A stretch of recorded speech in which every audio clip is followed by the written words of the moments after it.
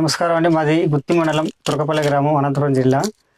గత 9 సంవత్సరాల నుంచి పత్తి అనుభవం ఉంది నాకు. ఈ సంవత్సరం నూజివీడి వారి పుష్ప రకం పెట్టినాను. ఎకరాకి 4 ప్యాకెట్లు. జూన్ 26 తారీఖు నాటినాను. 6 రోజుల తర్వాత మొలకొచ్చేసింది.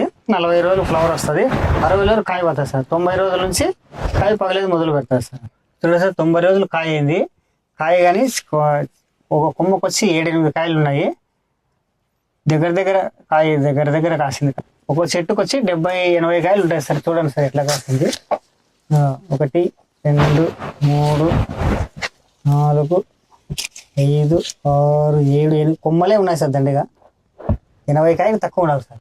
110 రోజులకు పత్తి పగిలి పెరగడానికి కూలలకు కానీ సులువుగా మెత్తగా వస్తుంది సార్. ఇది స్మూత్గా చూడండి సార్. ఇట్లా పత్తి టక్క టక్క టక్క పెరగచ్చు. గింజలు 1 2 3 4 5 6 7 8 గింజలు ఉన్నాయి సార్. పత్తి వెయిట్ బాగుంది. కూలలకు పెరగడానికి బాగా సులువుగా మెత్తగా వస్తుంది సార్. 2 3 4 5 కళ్ళు వచ్చినాయి సార్.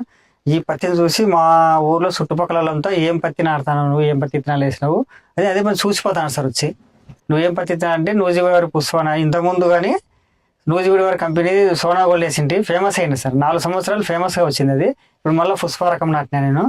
ఇది మా ఊర్లో చూసిపోతాను సార్. బళ్ళు వేసుకొని వచ్చి ఏం విత్తనాలు అంటే నూజివీడి పుష్ప వేసినాను. విత్తనాలు ఎక్కడ తెచ్చినానంటే అనంతపూర్ భవానీ షాప్లో తెచ్చినాము.